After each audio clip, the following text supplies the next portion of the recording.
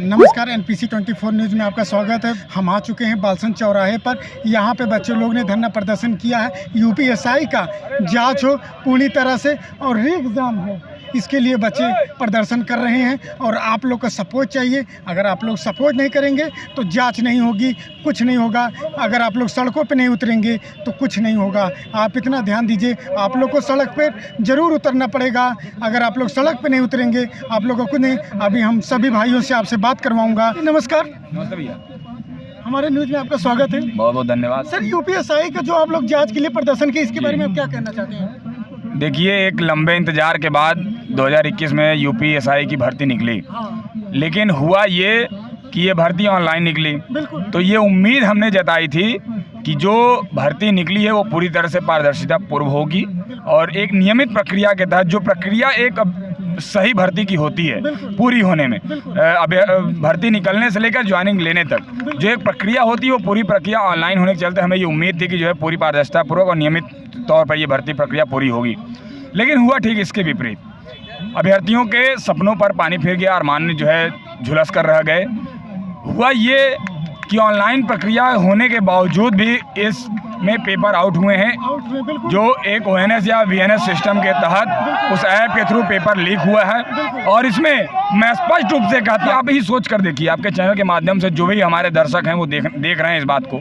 मैं उनसे एक सिंपल सी बात पूछना चाहता हूँ। आप एक बात बताइए, अगर इस सरकार का कोई आदमी मैंने न मिला जुला हो इसमें, तो किस प्रकार से कोई धांधली हो सकती है? नहीं हो सकती। तो इसमें मैं प्रत्यक्ष करा के रहेंगे और जो दलाल लोग हैं इनको वर्दी आप लेने नहीं देंगे? बिल्कुल नहीं, बिल्कुल नहीं। वो किसी भी हाल में मंजूर ही नहीं हमको। भाई, तमाम जनपदों से आकर इस इलाहाबाद में लाखों करोड़ों लोग जो है यहाँ छात्र तैयारी करते हैं, एक अरमान सजोते हैं। और उसके साथ केवल छात्रों का अरमान नहीं सोचते हैं, उसके साथ परिवारों के अरमान होते हैं, रिश्तेदारों के सपने होते हैं।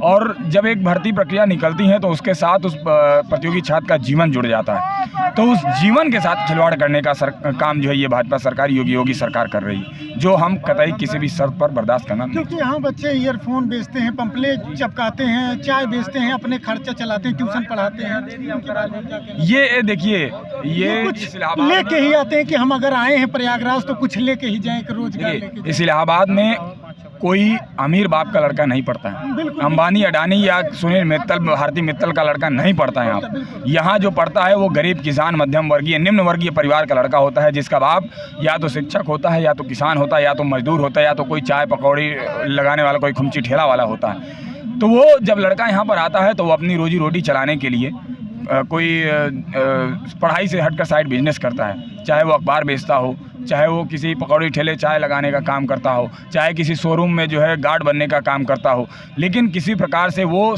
आत्मनिर्भर होकर ताकि उसके पढ़ाई का बोझ उसके परिवार के कंधों पर न पड़े। उसके कंधों पर खुद की भी पढ़ाई होती है, घर के खर्चे भी संभालने होते हैं, माँ बहन और बेटी को भाई को पढ़ाने का भी बोझ होता है। इसलिए हम यहाँ जो प्रतियोगी छात्र यहाँ रहकर तैयारी करते हैं, मध्यम वर्गीय, निम्न वर्गीय छात्रों के सारा जवाब देने वाला योगी सरकार। आपसे बात किया बहुत अच्छा लगा सर। आप बताइए क्या कहना चाहते हैं सर एग्जाम के लिए और जाँच के लिए? सर देखिए, सबको ज्ञातव्य है कि इस एग्ज़ाम में काफ़ी लंबे स्तर पे धांधली हुई है। जांच हो या री एग्जाम? नहीं, देखिए, री एग्ज़ाम उसी आधार पर हुई जब जांच में कुछ पाया जाएगा। और जरूर कहीं ना कहीं से बहुत लंबे स्तर पे धांधली हुई है, तो जांच होगी तब उसके बाद ही कैंसिल किया जाएगा। और हमारे चैनल में मतलब कुछ बोलना चाहते हैं बच्चों के लिए? नहीं, हम आपके बहुत आभारी हैं कि आप हमारे बातों को सुने और इस माध्यम से आप सबको जुड़े हुए हैं। और ज़्यादा से ज़्यादा हमारी बातों को और आपके दर्शकों को बहुत बहुत धन्यवाद कि हमारी बातों का आप पहुँचा। इसको ध्यान दीजिए और ये CBI जाँच कराइए और आचार संहिता से पहले, लागू होने से पहले इस UPSI का CBI जाँच कराएँ। नमस्कार।